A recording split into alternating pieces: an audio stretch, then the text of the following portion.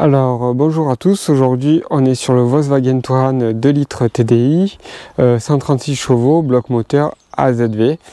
Et on va, comme vous savez, pour certains qui ont suivi un peu mes vidéos sur le Touran, là, je suis actuellement à la recherche d'une fuite interne de liquide de refroidissement.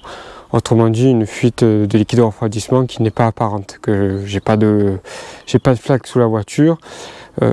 J'ai pas de durite qui sointe, rien du tout. Donc je suis un peu embêté parce que à chaque fois je suis obligé de rajouter du liquide de refroidissement. D'ailleurs l'envoi il est au mini. Et je sais vraiment pas d'où ça vient. Alors vous avez peut-être vu ma vidéo la précédente sur le radiateur, le changement du radiateur EGR, parce qu'à la base je pensais que ça venait de là. Une fuite au niveau du radiateur du refroidissement EGR qui se situe juste derrière. Bon, j'ai quand même enlevé le cache ici. Donc vous, si vous avez enlevé ce cache, normalement vous avez une vis ici là, un écrou plutôt à enlever. Moi il n'est pas présent, donc la question ne se pose pas. Et après vous prenez les coins et vous soulevez. Voilà. Donc en fait, je vous disais que j'avais changé ce radiateur EGR et justement, j'en profite pour vous donner le verdict. Eh bien, le verdict, malheureusement, c'est que la fuite ne provenait pas du radiateur EGR parce que ça fait quelques mois que je l'ai changé et j'ai toujours mon niveau de liquide de refroidissement qui baisse. Donc cette fois-ci, j'ai investi sur une autre, j'ai une autre stratégie. J'ai investi sur un autre outil, une mallette outil qui va me permettre de mettre le circuit de liquide de refroidissement sous pression à partir du vase d'expansion et je vais pouvoir voir si finalement je décèle une fuite. Alors voici la mallette outil, je vous la présente. Donc c'est une mallette assez, oui on peut le dire, assez massif. Oui. Et vous voyez là, lorsqu'on l'ouvre, on a une multitude. Alors attendez, je vais stabiliser ça pour pas que ça se casse la gueule. On a une multitude d'adaptateurs. Ce qui est bien, c'est que ça va sur tous les véhicules. Par exemple, là pour le Touran, c'est, si je ne me trompe pas, c'est cet adaptateur là qui va s'adapter ici, là, vous voyez. Bon, ça je vous le montrerai après. Sur la 207 et la 207 et la 307, il me semble que c'est l'adaptateur numéro 16. 207 c'est exactement ça, le 16. 307 je crois que c'est le même aussi. Quoi qu'il en soit, ça fait vraiment pour tous les véhicules courants et même ceux qui sont pas courants, parce que bon, malgré que la notice elle soit en chinois, donc quand même on arrive à déceler des marques de voitures là-dessus. Pour les adaptateurs là c'est spécifié et il y en a, j'avoue qu'ici ça me parle pas. Quoi qu'il en soit, voilà, c'est assez complet. Donc si vous êtes intéressé par cette mallette, je vous mets le lien, la référence et le lien d'achat dans la description de la vidéo. Je l'ai pris sur Amazon.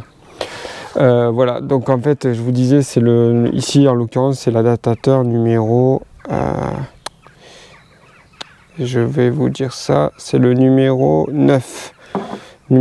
Donc en fait vous prenez, donc vous dévissez le bouchon du vase d'expansion, vous prenez votre adaptateur comme ceci, vous le vissez à la main et surtout vous finissez de le serrer avec cette petite comment dire, c'est ça, ouais, comment on peut le dire, si vous permet de le serrer quoi, ça permet de serrer les adaptateurs comme ceci là. Très important de l'utiliser parce qu'il faut que ça soit bien étanche ici au niveau de du contour. Donc si vous le serrez pas bien, ça sera pas étanche et donc votre test ne sera pas concluant. Vous voyez, donc bon, vous serrez pas comme un bourrin, mais dès que ça bloque là, hop, c'est bon. D'ailleurs à ce sujet, vous voyez cet adaptateur il va là. Alors cet outil là il sert pour c'est ce que j'ai cru comprendre, mais alors là je vais pas m'en servir de ça. C'est une mallette vraiment très complète. Cet outil là il sert pour remplir le liquide de refroidissement lorsque le bocal est plus bas que le bloc moteur. Enfin, je suis pas très précis dans mes paroles parce que là je maîtrise pas trop. Et aussi selon quel côté vous utilisez avec le compresseur, etc. Ça permet de vider entièrement le circuit de refroidissement, le circuit de liquide de refroidissement. Vous avez ceci aussi qui est en fait quelque chose que vous mettez à l'intérieur du vase d'expansion par exemple ou du radiateur, qui est avec du liquide de refroidissement et qui vous dit la température. Vous voyez, je ne l'ai pas déballé, mais ça vous donne la température du liquide de refroidissement. Ce qui est pas mal, hein, pour voir si ça sonde de température au niveau du tableau de bord. Vous avez donc la température du liquide, voir si ça correspond avec ce qui est annoncé par ce thermomètre. Voilà, donc ça vous donne une idée aussi de savoir si votre sonde de température est bonne ou défectueuse. Voilà. Donc une fois que vous avez fait ça, rien de bien compliqué, vous avez bien serré, vous prenez cet outil là, c'est-à-dire en gros, j'ai envie de l'appeler la pompe à vélo. C'est comme une pompe à vélo, sauf que ce n'est pas une pompe à vélo, c'est un outil spécifique. Et en quoi il est spécifique? Tout simplement parce que regardez, il y a un nanomètre et on vous dit, vous voyez en vert qu'il faut, vous allez voir, on va le faire, donc on va le brancher, hein. Donc on le branche ici. Et donc je vais devoir pomper jusqu'au vert, à 1 bar, pas plus. La zone blanche, rouge, blanche, là je la veux pas. On va pas tout flinguer, nos joints toriques, joints de culasse, etc. Même si je suppose que pour le joint de culasse il en faut un peu plus. Allez, c'est parti, maintenant que j'ai bien tout connecté, je vais devoir pomper tout simplement comme ça. Et comme je vous ai dit tout à l'heure, je vais le faire dans la limite de la zone verte, c'est-à-dire à un niveau de 1 bar. Allez, je pompe et je vous montre ça. Et je vous explique après comment on peut déceler une fuite de liquide de refroidissement grâce à cet outil où on met en pression le circuit.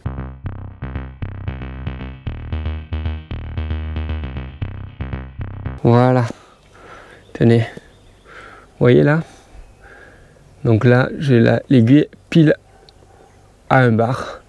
Donc là qu'est-ce qui se passe? Je laisse ça comme ça là pendant on va dire 5 minutes, 5-10 minutes, et je vérifie cette aiguille là, je regarde si elle a baissé, c'est-à-dire si j'ai perdu de la pression, étant donné qu'ici bien entendu c'est étanche, hein. Si jamais vous avez un doute que c'est pas bien serré, pas le bon adaptateur, rien ne vous empêche de mettre un petit peu de liquide vaisselle ici, là, tout autour.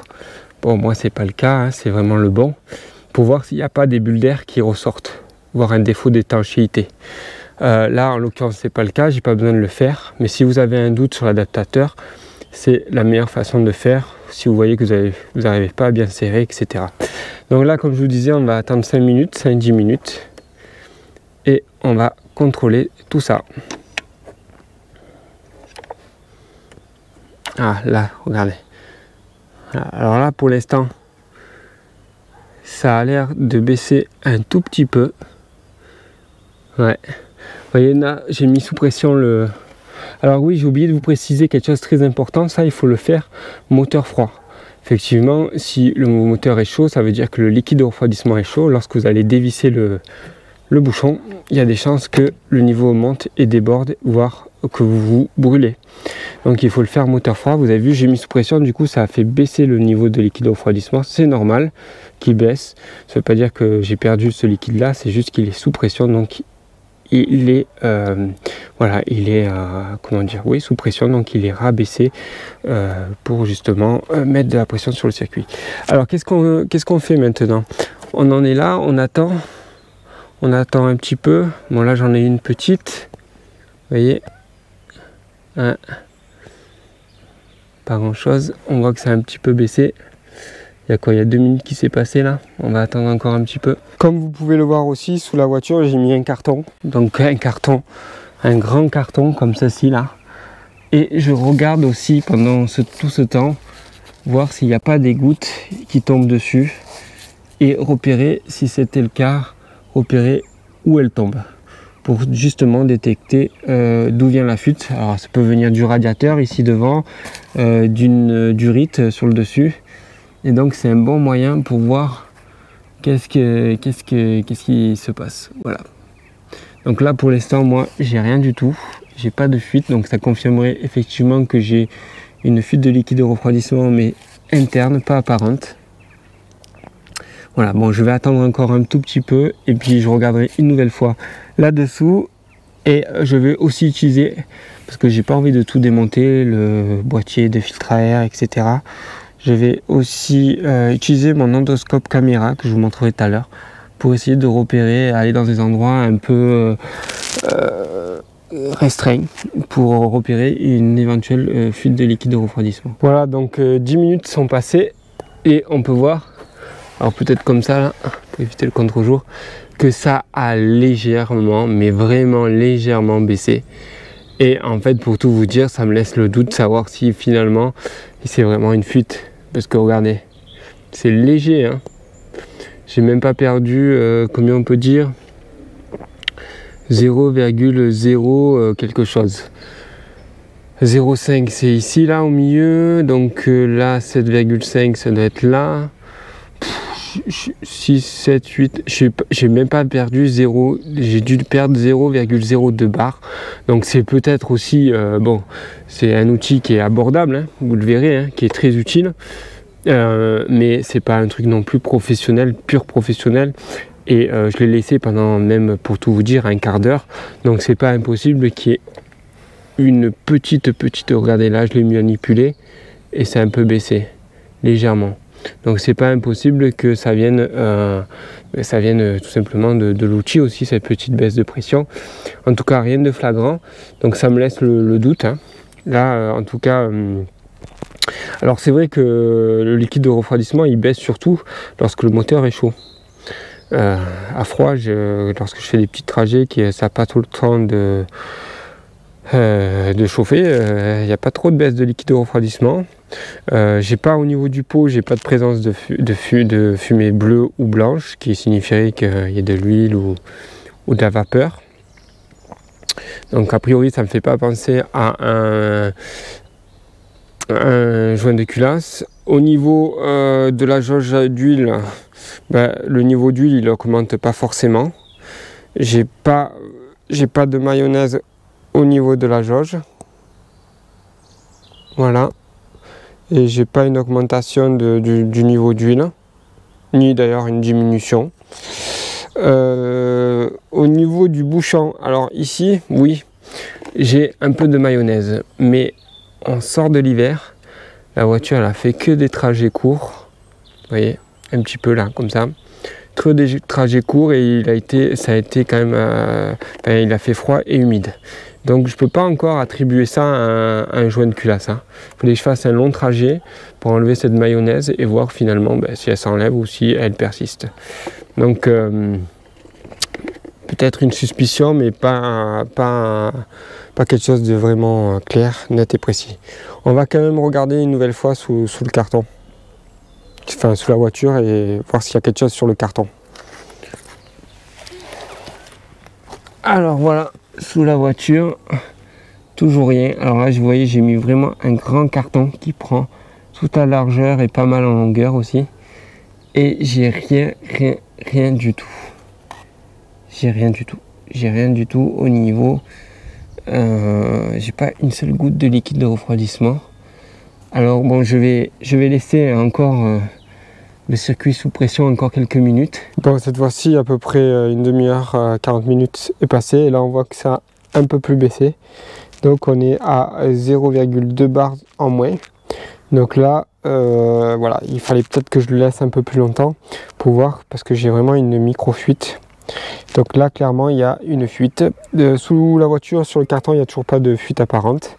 Donc là, ce que je vais faire, c'est qu'en laissant toujours l'outil et le vase d'expansion sous pression, je vais utiliser donc ce nouveau endoscope là que j'ai, qui est le Depstech DS530. Il est bien, il remplace l'ancien que j'avais, je vous avais fait une vidéo là-dessus, parce qu'en fait j'avais besoin d'un endoscope, mais cette fois-ci avec une tête ici, triple objectif, un frontal et deux latérales. Ça m'aide pas mal pour faire des recherches dans des recoins un peu délicats. J'ai vraiment une vue sur tous les angles. En plus, bon, il est un peu plus fin. L'écran est toujours de 5 pouces, mais bon, le design est mieux. Voilà, il y a moins de... toujours waterproof, toujours Full HD. On peut toujours enregistrer, il y a un micro, enregistrer la vidéo, etc. avec un câble semi-rigide. Voilà, donc écoutez, le voici, il est toujours présenté comme ceci là, c'est du sérieux, dans une pochette semi-rigide de protection ici. Alors vous voyez, si on ouvre comme ça, dedans on a donc ici ce que je vous disais, le triple lens, une sur le côté là, une de l'autre côté ici et une en frontal. Vous voyez, c'est en plus du coup une connexion USB-C et non plus, je sais plus, je crois que c'était USB-A. Enfin bref, vous avez toujours une multitude d'accessoires avec un aimant, des crochets. Bon, ça n'a pas changé comme sur l'autre. Je vous mettrai d'ailleurs le lien de la vidéo si ça vous intéresse du précédent. Mais bon, voilà, c'est la nouvelle version. Elle est vraiment sympa. Et là, bon, vous avez une classe de recharge. Et ici, nous avons donc la notice qui est là, qui est en français, en anglais, en français, je crois en allemand. Mais bon, nous on s'en fout de tout ça. Ce qui nous intéresse, c'est le français. Donc tout est bien expliqué. L'outil, il est là. Vous voyez, du coup, il est moins mastos. Hein. Ça, c'est un plus. C'est vraiment un plus. Il est moins mastos par rapport à la précédente génération. Voilà. Avec un écran toujours performant, toujours grand, mais voilà, plus ergonomique, on va dire. Allez, bon, je vais le brancher. On va s'en servir concrètement. Voilà, pour que ça fonctionne, il faut obligatoirement brancher la caméra. Enfin, sinon, vous n'avez rien qui se passe à l'écran. Si vous essayez de le démarrer sans avoir branché la caméra. Il faut qu'elle soit détectée pour que ça fonctionne. Voilà. Donc là, du coup, c'est parti. Donc normalement, je l'ai rechargé. Non, je me trompe. C'est ici pour le démarrer. Un petit bouton. Vous voyez, je passe comme ça. Qui est une signal. Je vais peut-être pas assez enfoncé. Ah non, c'est de l'autre côté. N'importe quoi. Vous voyez, si vous branchez pas le câble, vous avez ça. Et moi, je me suis trompé d'endroit. Je l'ai mis à la place là où on charge l'appareil. Donc ça marche pas du tout. Vous voyez. Et là, je l'ai branché. Et donc du coup, on a un écran. Vous voyez un peu la qualité. Hein. Bon là, je vais procéder je vais utiliser donc cet outil pour un peu éviter de tout démonter et essayer de voir assez rapidement simplement où c'est que je peux repérer des micro-fuites dans des coins stratégiques, bien entendu. À savoir, les coins stratégiques, c'est quoi? Vous avez ici le radiateur d'huile avec des durites de refroidissement ici. Vous avez tout ce qui est durite au niveau du radiateur, tout ce qui est thermostat ici dessous, boîtier d'eau. Tout ce qui est ici, les durites au niveau du radiateur OGR, etc. Et on va regarder dessus la boîte. Donc il devrait, s'il y a une fuite de liquide de refroidissement apparente, je devrais voir du liquide apparaître quelque part là. Allez, c'est parti. Alors vous voyez, là je suis avec l'endoscope caméra, donc un simple lens, simple objectif. Bon là je pourrais aller voir les durites ici là, vous voyez, du radiateur, mais bon c'est mieux de se mettre sous la voiture là juste devant pour inspecter ça, c'est pas trop contraignant. En plus s'il y avait une fuite là au niveau du radiateur ou de ces durites là, il y a le carton juste en dessous, donc ça se verrait assez rapidement. Ce qui va être important, c'est d'inspecter ces durites, vous voyez, par exemple de la pompe tandem, celle qui est derrière, et aussi le boîtier d'eau, qu'on voit ici, donc qui est au niveau, voilà, qui est à la sortie du bloc. Donc là on est sur le dessus, normal qu'il n'y ait pas de fuite, ça serait plutôt dessous qu'on verrait une fuite. Donc là on oriente, vous voyez, ça éclaire en même temps, donc ça c'est super, et la définition elle est pas mal. Donc là j'ai rien. Je vais aussi regarder cette durite là, si j'ai des traces de fuite ici. Non. Est-ce que j'en ai dessous? Alors j'ai un câble semi-rigide, je peux lui donner la forme que je veux. On voit là, on voit la boîte de vitesse où il n'y a rien aussi, pas de fuite dessus. On va quand même s'approcher pour essayer de voir un peu mieux. Alors, là je suis en simple objectif, je pourrais mettre un double et un triple, mais pour l'instant j'en vois pas utilité. Je vous montrerai tout à l'heure quand même comment ça se passe. Donc là on est dessus la boîte, je ne vois rien d'anormal, je vois pas de fuite du tout à ce niveau là. Bon là les durites de ça va aussi. Là il n'y en a pas, pas de fuite. Pas là non plus. Donc en apparent moi ça confirme hein, que j'ai rien de spécial. Excusez-moi. Donc je disais donc je vois que j'ai pas de fuite apparente. Regardez là on est dessous le boîtier d'eau. Alors je vais peut-être avancer parce que c'est vrai que moi je connais bien ce moteur, mais peut-être que vous ça vous parle moins. Je sais à peu près comment il est foutu, je sais me repérer, mais si vous souhaitez vous avancer un peu plus, vous pouvez grâce au câble semi-rigide. Alors là vous voyez, là par contre il est clair qu'il n'y a pas de fuite là-dessus. Bon bref, de toute façon je m'en doutais, hein, c'était vraiment au cas où pour vous, si vous souhaitez faire des recherches. Alors oui, il y a aussi le radiateur d'huile là, vous voyez, ces durites là. Je peux vraiment, là je peux pas, j'ai pas vraiment, je peux pas le voir en fait moi de mon côté, mais en insérant cette caméra, vous voyez, je peux bien faire le tour et voir que ben, c'est clean, il n'y a pas de fuite là-dessus. Donc je m'en doutais un peu. C'est vraiment une fuite interne que j'ai, mais bon voilà. Alors bien sûr, par exemple si vous voulez, pour finir la présentation de cet endoscope caméra qui est vraiment sympa, si vous voulez un double objectif, ça donne ça. En fait oui, je peux pas changer de caméra et enregistrer en même temps, donc il faut que je coupe l'enregistrement pour changer de différentes vues. Là on voit donc l'objectif A qui est le principal, donc frontal, et un latéral.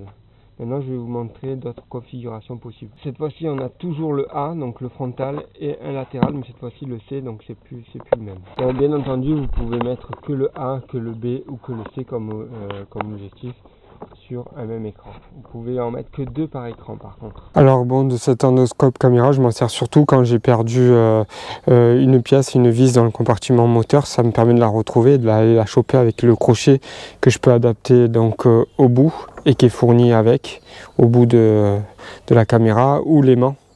Voilà, ça c'est vraiment pratique parce que je suis un peu étourdi, souvent je tombe des choses. Et puis des fois par exemple si je veux voir l'état, par exemple sur ce moteur là on a le capteur PMH qui est pas très accessible, qui est derrière le refroidisseur d'huile, enfin derrière le filtre à huile pardon plutôt, ben, voilà, si je vais regarder un peu si c'est bien branché ou pas, ça me fait économiser pas mal de temps. Bon, revenons à nos moutons concernant la fuite. Je sais pas, il y a 1 heure qui est passée. Regardez, ça a un peu baissé, mais ça baisse très très lentement. Là, j'ai à peu près perdu 2,5 bars. Donc, il y a bien une fuite, c'est confirmé par tout cet outil. Il y a bien une fuite de liquide de refroidissement, mais interne. Alors, quelle possibilité il peut y avoir? Je vais changer d'abord le radiateur d'huile. Ça, je vous ferai une vidéo là-dessus sur le changement du radiateur d'huile.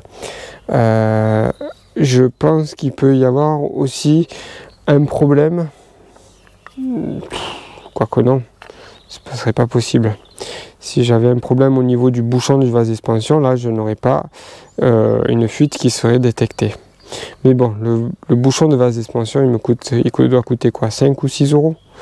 Bon, je vais quand même le changer, on ne sait jamais. S'il ne fonctionne pas bien, s'il ne fait pas office de soupape, si la soupape ne fonctionne pas bien, il se pourrait qu'il soit la cause de, on va dire, l'évaporation du liquide de refroidissement. Hein, même si cette hypothèse-là, j'y crois pas trop, mais vraiment elle coûte pas cher, donc autant ne pas s'en priver de le faire. Alors, qu'est-ce qu'il pourrait y avoir? Il pourrait y avoir aussi sur certains modèles, surtout le 2 litres TDI 140 chevaux, le bloc BKD, et c'est pas le cas de ce bloc qui est le bloc 136 chevaux AZV. Sur le BKD, il y a eu une série avec comment dire, des culasses poreuses. Ça pourrait venir aussi de ça. Ça pourrait aussi venir d'un joint de culasse. Mais le joint de culasse, dans ce cas de figure, dans mon cas de figure à moi, comme je vous disais précédemment, je n'ai pas de fumée blanche à l'échappement, je n'ai pas de fumée bleue, je n'ai pas de niveau d'huile qui augmente. J'ai juste un petit peu de mayonnaise là-dessus, mais comme je vous expliquais, c'est peut-être dû à l'humidité et le froid, hein, et les courts trajets. Ce qui signifierait que si j'ai un problème de joint de culasse, ça serait uniquement entre le conduit de liquide de refroidissement et le conduit d'huile moteur. D'ailleurs, quand je vous dis je vais changer le radiateur d'huile, c'est exactement ça. Le radiateur d'huile, c'est de l'huile qui est, comment dire, réchauffé dans un premier temps par le liquide de refroidissement et qui après est stabilisé au niveau de sa température, donc la température de l'huile je parle, par ce liquide de refroidissement. Si effectivement il y a une fuite, une micro-fuite dans ce radiateur, l'eau peut aller, le liquide de refroidissement peut aller dans l'huile. Alors l'inverse, j'y crois pas trop parce que justement, lorsqu'on voit mon liquide de refroidissement au niveau du vase d'expansion, comment dire, il n'y a pas de présence d'huile, c'est-à-dire que j'ai pas de corps gras, elle garde sa couleur rose, donc à ce niveau-là, j'ai aucun souci. Donc voilà, c'est compliqué, vraiment, là je tâtonne un peu, mais bon, je perds pas espoir, je pense que je vais finir par trouver le problème. Alors, changer le radiateur d'huile, changer le bouchon, si ça fait pas son effet, dans ce cas-là, je pense que j'utiliserai un produit, parce que bon, si je change le joint de culasse et que la culasse est poreuse, le problème persistera. Par contre, je m'en renseignerai, je crois qu'il existe des produits performants qui permettent, en mettant ça dans le vase d'expansion, de réparer, de combler du moins, comment vous dire ça, j'arrive plus à parler, oui, de réparer la culasse poreuse, éviter qu'il y ait une perte de liquide de refroidissement. Voilà, bon en tout cas j'en sais pas plus, n'hésitez pas, donc si vous avez besoin de cet outil qui est très utile, hein, moi elle est vraiment, vous voyez, elle baisse un peu, donc c'est pas l'outil qui fuit, hein, c'est vraiment, j'ai une fuite, et il a encore un petit peu baissé, et puis là je vois que le niveau, je le vois plus du tout, donc il a vraiment baissé le niveau. Donc n'hésitez pas à acheter ce produit qui est très bien, qui va vous rendre de nombreux services et qui sera utile pour de nombreux véhicules, qui sera adapté à de nombreux véhicules. Cet endoscope caméra, c'est pas mal aussi. Bon, même si là dans mon cas de figure il m'a pas servi parce que la fuite elle n'est pas apparente. Alors on va encore jeter un œil, un dernier petit coup d'œil sur le carton, voir s'il y a quelque chose qui apparaît là. Non, pas du tout. Pas du tout. J'ai pas de fuite du tout.